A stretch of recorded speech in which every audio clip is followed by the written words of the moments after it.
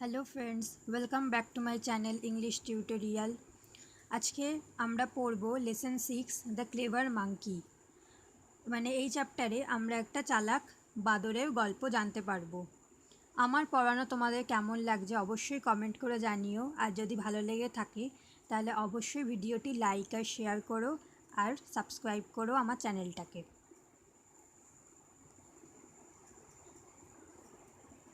তো চলো আমরা পড়ে নিই। Let's read.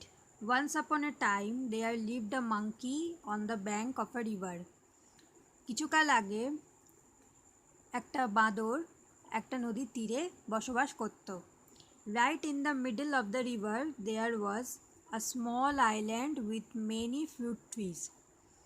নদীটার একদম মাঝখানে একটা ছোট্ট আইল্যান্ড বা দ্বীপ ছিল যেখানে নানা রকম ফলের গাছ ছিল। Sweet and juicy fruits grew on the trees. তো সেই ফলগুলো কীরকম ছিল? মিষ্টি আর রসালো। At a distance from the bank there was a huge rock in the river.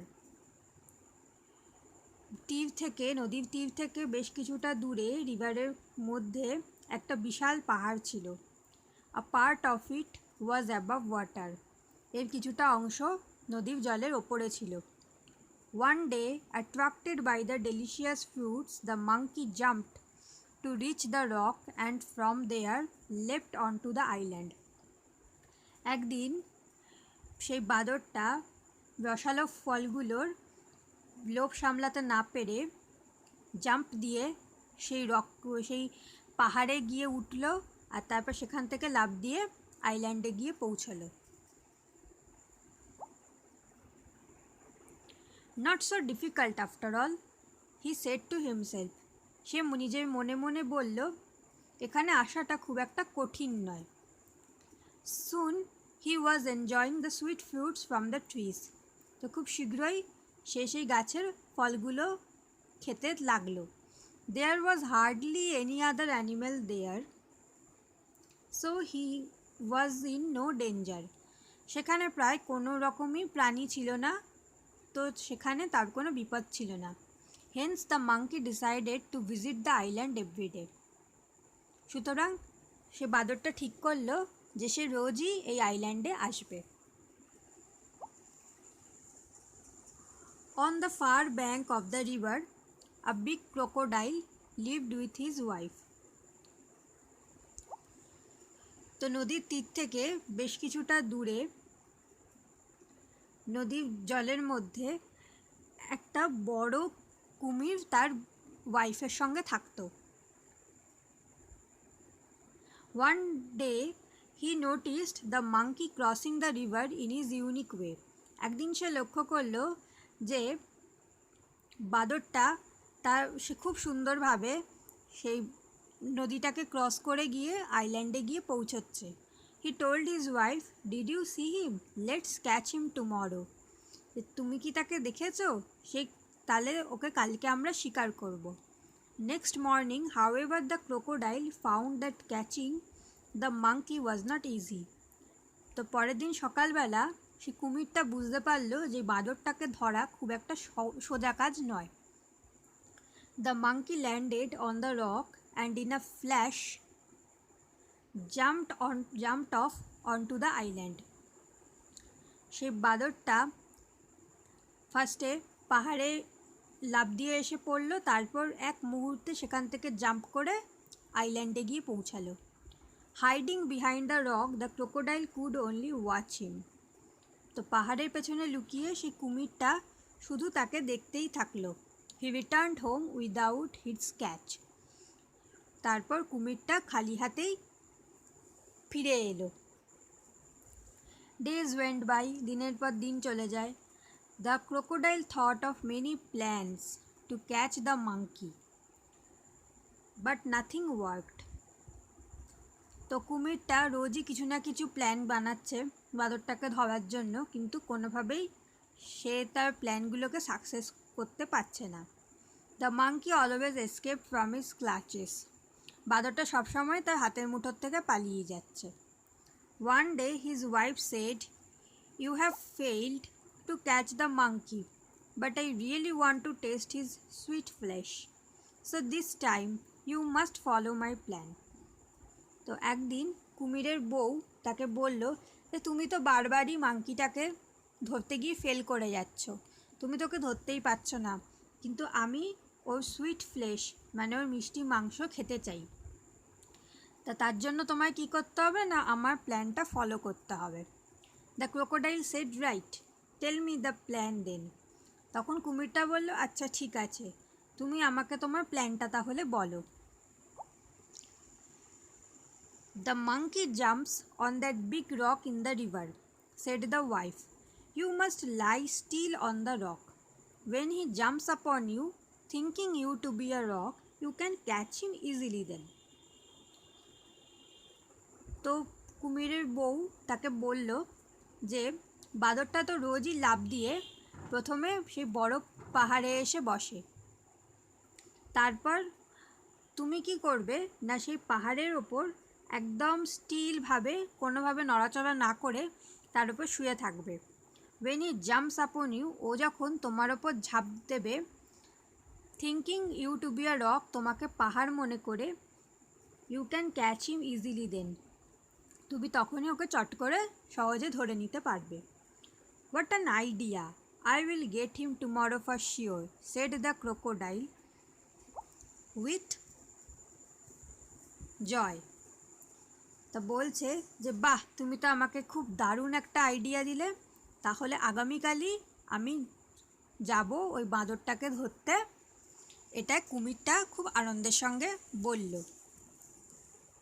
তো আশা করছি তোমাদেরকে আমি খুব সহজভাবে চ্যাপ্টারটা এক্সপ্লেন করতে পেরেছি। তো চলো এবার ওয়ার্ড্রোবটা দেখে নেব। Delicious, very tasty, unique, one of its kind. Unique মানে যেটা একদম অন্য কিছুর থেকে আলাদা, একটু অন্যরকম। এসকেপড মানে গট অ্যাওয়ে মানে পালিয়ে যাওয়া। ফ্ল্যাশ, আ স্প্লিট মোমেন্ট মানে কি মানে এক মুহূর্তে। Clutches, tight grip or hold মানে হাতের মুঠো। নেক্সট আমরা অ্যাক্টিভিটি 1টা দেখে নেব। Activity 1, answer the following questions. তো এখানে আমাদেরকে কোয়েশ্চেনের আনসার দিতে হবে। তো ফার্স্টে রয়েছে where did the monkey live. তো আমরা জানি the monkey lived on the river, on the bank of the river. তাহলে মাঙ্কিটা নদীর তীরে বসবাস করত।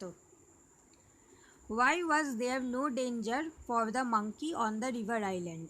তো রিভার আইল্যান্ডে সেই বাঁদরটার জন্য কোনো ভয় ছিল না কেন? Because there were hardly any animal, so there was no danger for the monkey on the river island. Number C, what was so attractive to the monkey. তো মাঙ্কিটার কাছে সবথেকে অ্যাট্রাকটিভ কী ছিল? মাঙ্কিটার কাছে অ্যাট্রাকটিভ ছিল the sweet and delicious fruits of the island.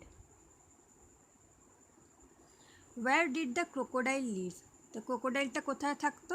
Crocodile থাকতো far from the bank in the river the crocodile lived. Number E, who gave advice to the crocodile about catching the monkey. তাহলে এখানে জিজ্ঞেস করছে যে ক্রোকোডাইলকে finally কে advice দিল মাঙ্কিটাকে ধরার জন্য।